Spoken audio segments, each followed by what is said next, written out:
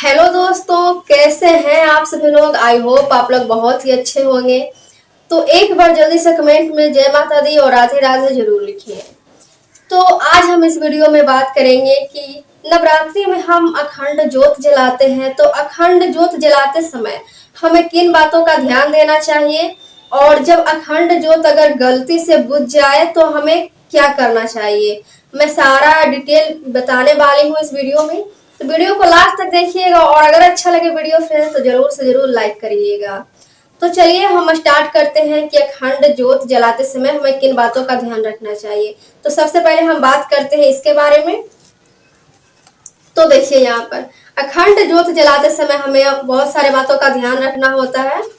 तो सबसे पहले देखिए, अखंड ज्योत को जलाने के लिए घी या तेल का इस्तेमाल करें।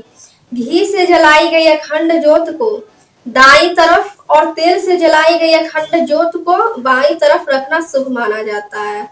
तो फिर जैसे अखंड ज्योत आप जलाते हो तो या फिर घी से जलाते हैं या फिर तेल से जलाते हैं। तो अगर आपने घी से जलाई है तो घी से जलाया गया अखंड ज्योत आपको दाईं ओर रखनी है, और अगर आपने तेल से जलाई है अखंड ज्योत तो वो आपको बाईं ओर रखनी है। तो इन बातों का आपको ध्यान देना है।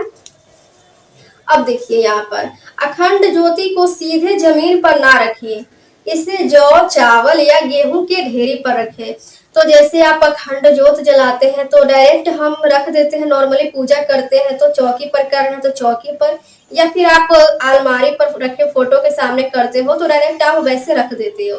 लेकिन जब आप अखंड ज्योत जला रहे हो खासकर नवरात्रि में तो आपको क्या करना है कि थोड़ा सा या फिर जौ या फिर चावल हो, थोड़ा सा क्या करें, थोड़ा सा ढेरी बना ले हल्का सा, और बस यहाँ पर जितने दूर आप अखंड ज्योत को रख रहे हैं थोड़ा सा रखकर उसके ऊपर ही आपको अखंड ज्योत को रखना है। तो इन बातों का आपको बहुत अच्छे से ध्यान रखना है।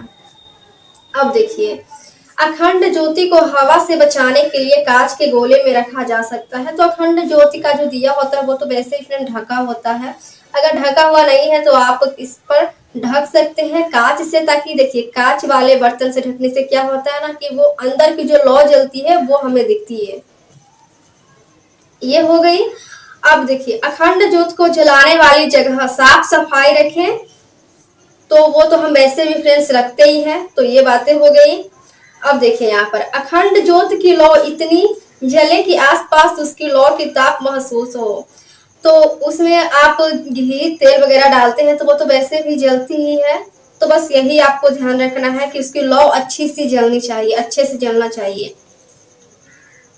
अब देखिए यहाँ पर अखंड ज्योत को वास्तु के मुताबिक आग्नेय कोण यानी दक्षिण पूर्व दिशा में जलाना शुभ माना जाता है। तो यहाँ पर जैसे अगर आप इसको अखंड ज्योत बिल्कुल विधि विधान से आप करना चाहते हो, नवरात्रि में पूजन अखंड ज्योत जलाना चाहते हो, तो यहाँ पर आपको दक्षिण पूर्व दिशा में अखंड ज्योत को रखना चाहिए, बहुत ही शुभ माना जाता है। अखंड ज्योत का मुख हमेशा पूर्व या उत्तर की ओर होना चाहिए। तो या फिर यहाँ पर आप पूर्व या उत्तर की ओर भी रख सकते हैं। तो फ्रेंड्स ये तो हो गई कि अखंड ज्योत हमें कैसे जलाना चाहिए, किस दिशा में रखना चाहिए, ये हो गई। अब देखिए कई बार क्या होता है कि गलती से बुझ जाती है, ज्यादा हवा के कारण या फिर कुछ भी दिक्कत वगैरह हो तो कभी कदार बुझ ही जाती है ना। तो इसका भी निवारण है, इसमें किन बातों का ध्यान रखना है, हमें कैसे करना है, चलिए वो मैं आपको बताती हूँ यहाँ पर। तो देखिए गलती से अगर अखंड ज्योत का दिया बुझ जाए तो आपको घबराना बिल्कुल भी नहीं है फ्रेंड्स। लेकिन हाँ, अगर एक बार बुझ जाए तो चलिए वो गलती से हो गई, माता रानी से क्षमा याचना करनी है, उसके बाद जलानी है। अगर बार बार अखंड ज्योत बुझता है तो वो अशुभ संकेत माना जाता है, अच्छा संकेत नहीं माना जाता है, इसका आप ध्यान रखें। इसलिए अखंड ज्योत जब भी आप जलाएं तो इसका ज्यादा से ज्यादा आपको ध्यान रखना है। देखिए अखंड ज्योत अगर गलती से बुझ जाए तो आपको क्या करना है, माता दुर्गा से क्षमा याचना करनी है और अध जली बाती को हटाकर नई बाती लगाना है। तो जैसे आपने अखंड ज्योत जलाया तो वो जो आधी बाती है जला हुआ और वो तो बीच में ही बुझ गई, तो जो थोड़ा सा जो बाती उसको हटा देना है आपको, और नया आपको बाती वहां पर अच्छे से लगा देना है, उस दिए में नई बाती लगा देना है आपको। और पास में एक छोटा दीपक जला लें। तो जैसे देखिए आप नवरात्रि पूजन करते ही होंगे, तो नवरात्रि में हम पूजा करते हैं तो जब हम अखंड ज्योत जलाते हैं तो वो तो रहता ही है, और साथ में एक छोटा दीपक रहता है जिससे हम माता रानी की आरती पूजा वगैरह करते हैं, तो वो एक नीचे साइड में जलता ही है। तो आपको वो एक दीपक जला लेनी है। अगर उस टाइम अगर अखंड ज्योत बुझ गया हो और उस टाइम अगर छोटा दीपक न हो वहां पर जलते, तो आपको छोटा दीपक एक जला लेना है वहां बगल में, अखंड ज्योत के बगल में। अब देखिए, नई बाती और घी डालकर अखंड ज्योति को जलाएं। छोटे दीपक को बुझने के बाद उसे हटा लें। तो देखिए आपको कैसे जलाना है अखंड ज्योति, मैंने आपको बताया। अखंड ज्योत के बगल में आपको एक छोटा दीपक जला लेना है, उसमें घी डालकर या फिर तेल डालकर, और उसके बाद आपको जो अखंड ज्योत है, जो बाती बुझ गया है, उसमें नई बाती और घी डालें और उसको जला लें। और जब छोटा दीपक जल कर बुझ जाए, तो दीपक को, छोटे दीपक को हटा लेना है आपको। ठीक है, ये तरीका है जब बुझ जाए अखंड ज्योत तो आपको कैसे जलाना है, ये मैंने आपको बताया। अखंड ज्योति के पास रखे जाने वाले दीपक से इस ज्योति को जलाएं। तो जैसे कि अखंड ज्योत का दीपक बुझ गया तो आपने बगल में एक छोटा दीपक जलाया ही, तो आपको ना छोटे दीपक जो जलाया उसी दिए से आपको अखंड ज्योति की जो बाती है उसको जलाना है। तो सबसे पहले देखिए, मैं आपको शॉर्ट में बता देती हूँ कि आपको क्या करना। अखंड ज्योति का दिया है, उसके आधी जली बाती को हटा देना है आपको। बगल में एक छोटा दिया ले लेना है, उसको जला देना है।